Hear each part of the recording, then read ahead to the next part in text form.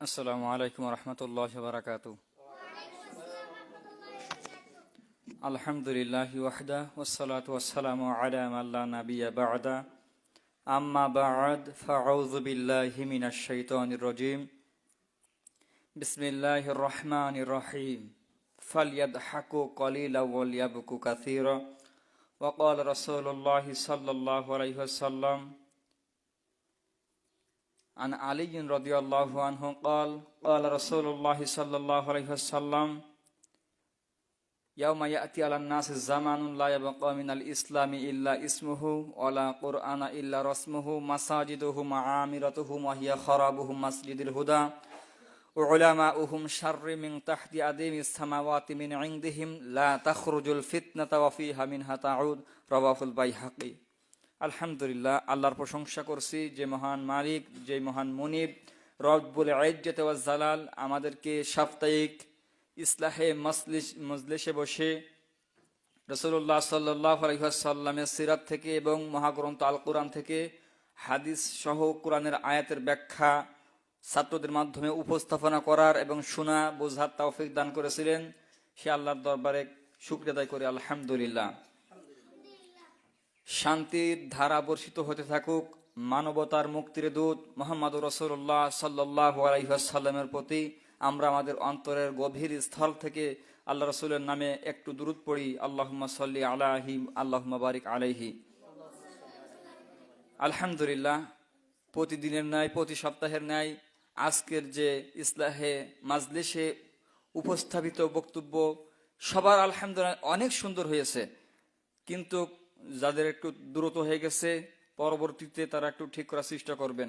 অনেক সময় দেখা গেছে যে আপনারা বলছেন সুন্দর আছে, কিন্তু এখানে এসে ভয়ে বলতে পারেননি।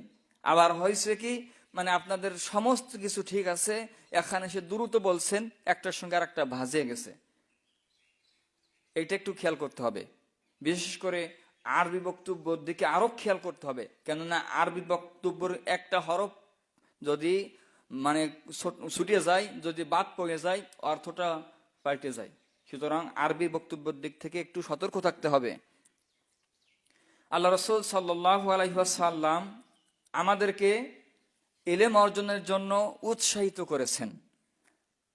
যে যেখান থেকে আমাদের এই লাইভটি দেখছেন সকলের কাছে আল্লাহ রাসূলের বাণী পৌঁছে দিয়ে আমাদের হচ্ছে দায়িত্ব। রাসূলুল্লাহ সাল্লাল্লাহু আলাইহি ওয়াসাল্লাম বলেছেন, ফারাদা আলাইকুমুল কোরআন, হে মানুষ সম্প্রদায় তোমরা বেশি করে কোরআনকে শিক্ষা করো। ও আসমাইল কোরআন, কোরআনকে উঠিয়ে নেওয়া হবে, এলেমকে উঠিয়ে নেওয়া হবে।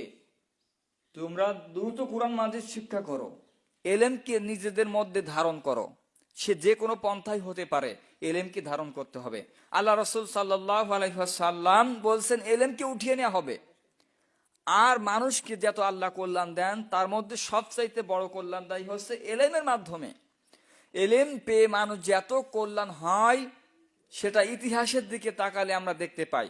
আমরা সেদিকে দেখি আল্লাহ রাসূল সাল্লাল্লাহু আলাইহি ওয়াসাল্লাম এলেমের বিষয় একটি হাদিস এভাবে বলেছেন যে মা ইউরিদুল্লাহু বিহি খায়রান ইউফাক্কিহু ফিদ্দিন ওয়া ইন্নামা আনা কাসিমুন আল্লাহু ইউতি, রাওয়াহুল বুখারী।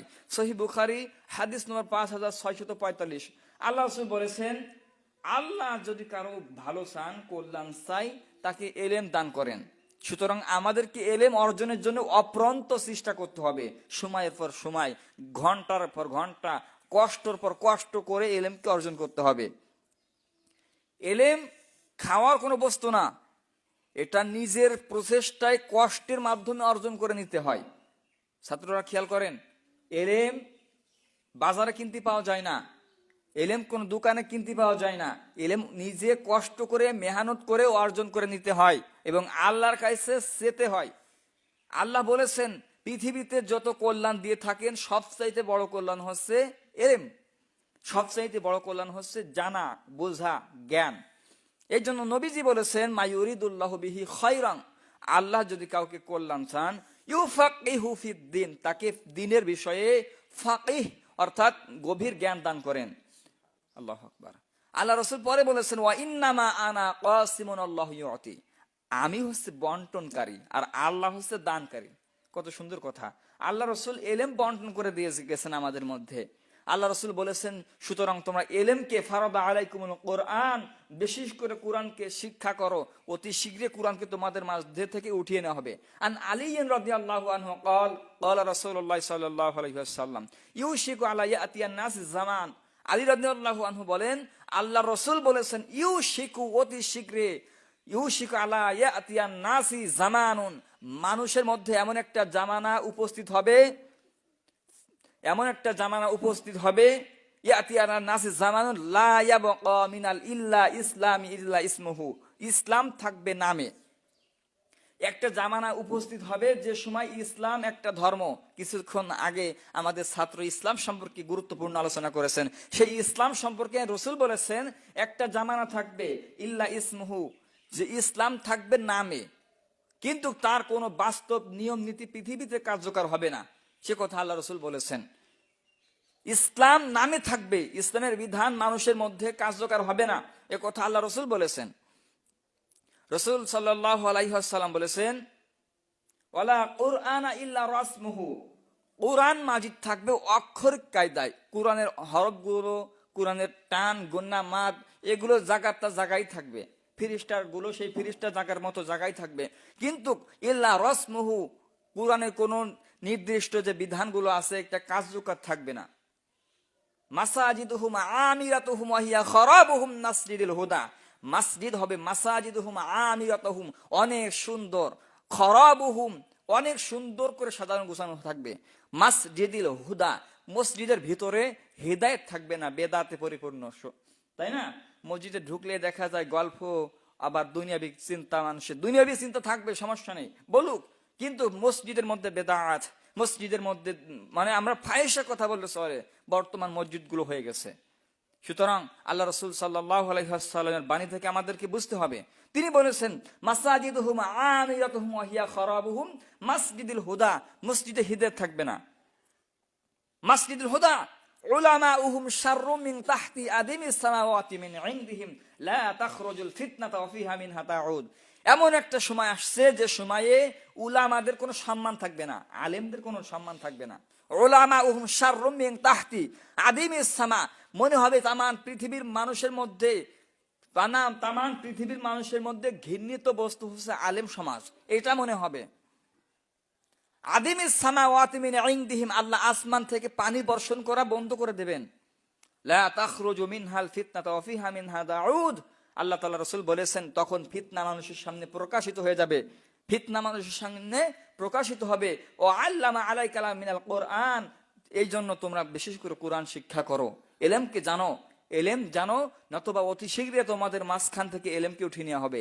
এলেম জানার জন্য প্রচেষ্টা করতে হবে ইনশাআল্লাহ।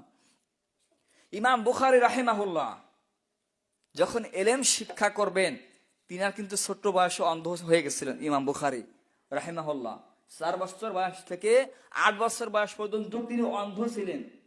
তার মা দোয়া করত। ইমাম বুখারী রাহিমাহুল্লাহর মা একজন সৎ লোক, একজন নেককার মহিলা ছিল, দোয়া করতো ইমাম বুখারীর জন্য, আল্লাহ তার চক্ষুকে খুলে দিন, তাকে দিনের জন্য কবুল করে দিন। তার বাবা ছিল অঢেল সম্পত্তির অধিকারী, অনেক সম্পত্তি ছিল, অনেক টাকা পয়সা ছিল, অর্থ ছিল। এই জন্য ইমাম বুখারী রাহিমাহুল্লাহ বেশি করে দান করতেন এবং তার জীবনে পড়ার পিছনে তার মা সব টাকা খরচ করেছেন। আল্লাহু আকবার। ইলম অর্জনের জন্য তিনি অনেক কষ্ট করেছেন।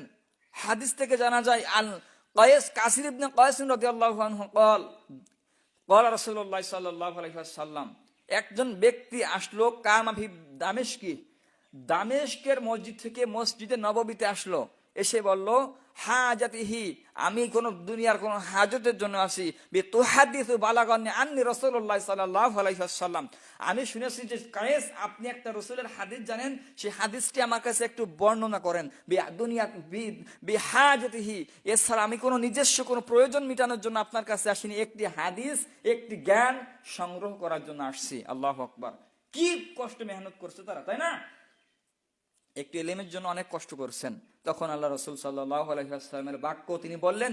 রাসূল সাল্লাল্লাহু আলাইহি ওয়াসাল্লাম বলেছেন, সালাকালাকাল ফি তরিক, যে রাস্তা দিয়ে তালবে ইলম যায় তার পায়ের নিচে কারা ফেরেশতারা, ফেরেশতাদের মুকুট মানে পাখা বিছিয়ে দেয়। হাদিসে এই হাদিসটি বর্ণনা করলেন। কত গুরুত্বপূর্ণ একটা বিষয়। সুতরাং ইলমকে আমাদের অর্জন করতে হবে। ছাত্ররা এলেমের জন্য প্রচেষ্টা করতে হবে। আর বাড়ির গার্জিয়ানদেরও অধিক চেষ্টা থাকতে হবে আমার ছেলে যেন আলেম হোক। এখান থেকে দেখা যায়, আমরা দেখি যে আল্লাহ রসুল সাল্লাল্লাহু আলাইহি ওয়াসাল্লাম বলেছেন, একজন ব্যক্তি মারা যাওয়ার পরে তার সমস্ত আমল বাতিল হয়ে যায় ইল্লা সালাসা, তিনটি আমল ব্যতীত। সমস্ত আমল বাতিল হয়ে যাবে। কয়টি আমল ব্যতীত? তিনটি আমল থাকবে তার পক্ষে। এক, সাদাকাতুল জারিয়া, যে সদকা সে রেখে গেছে, এমন কোন একটা কাজ করে গেছে যে কাজের সদকা সে মরার পরও পাচ্ছে, তাই না? একটা ভালো কাজ করলো, মনে করেন একটা মসজিদে একটা টিউবওয়েল বসিয়ে দিল, যখন অজু করলো লোকজন এসে অজু করতেছে, ওই টিউবওয়েল থেকে পানি উত্তোলন করতেছে। কিন্তু দেখা যাচ্ছে যখন মারা গেছে ওই সদকা ওই সবটু কবরে বসে পাচ্ছে, তাই না? একদিন এরকম যেতে যেতে যেতে যেতে কয়েক বছর পর কলটা নষ্ট হয়ে গেছে, বাত হয়ে গেছে, এখন কি সে সব পাবে? কল তো অসাল, তার ওই কলের পানি দেখতেও বর্তমান কেউ উপকৃত হচ্ছে না, সব পাবে না, সব বন্ধ হয়ে গেছে। পরের বাক্য আল্লাহ রাসূল সাল্লাল্লাহু আলাইহি ওয়াসাল্লাম বলেছেন, সত্য সন্তান, নেককার সন্তান, সালিহু ওয়ালাদুন, মানে নেক সন্তান, এমন সন্তান রেখে গেছে যে সন্তান দোয়া করতে জানে বাপ মার জন্য।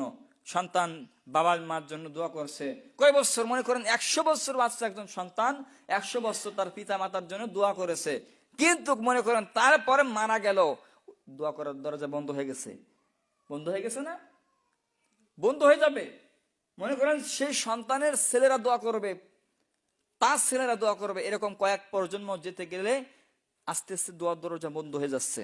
কিন্তু রাসূল সাল্লাল্লাহু আলাইহি ওয়াসাল্লাম বলেছেন, ওয়ালা আফি ইলমি, এলেম সদকাতুল জারিয়ার 3 নাম্বার হচ্ছে, মানে রেখে যাওয়া যে আমল গুলোর মধ্যে 3 নাম্বার হচ্ছে রেখে যাওয়া এলেম, যে এলেম মানুষ দুনিয়াতে প্রসার করে থাকে।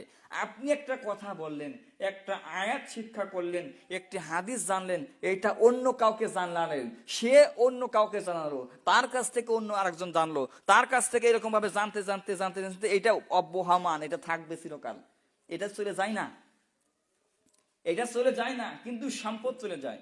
বাবা মার যে দোয়া, সন্তান মারা গেছে দোয়া বন্ধ হয়ে গেছে, সদকাতুল জারিয়া যতদিন আপনার সম্পদ ব্যবহার করবে ততদিন থাকবে, তারপরে থাকতেছে না। কিন্তু এলেম এমন একটা জিনিস, আপনি মরে যাওয়ার পরেও আপনি যাকে শিক্ষা দিয়েছেন তার কাছ থেকে আরেকজন শিখেছে, আবার তার কাছ থেকে আরেকজন শিখতেছে, এরকম ধারাবাহিকতা পারস্পরিকতা মানে থাকেই যাবে। সুতরাং আমাদের প্রত্যেকটি গার্জিয়ানের উচিত আমাদের সন্তানদের দিকে একটু খেয়াল করা, যে আমার সন্তান কি এলেম শিক্ষা করছে, যে এলেম আমাদেরকে নাজাত দিতে পারে, একদিকে আমাদের ভ্রুক্ষেপ করা উচিত।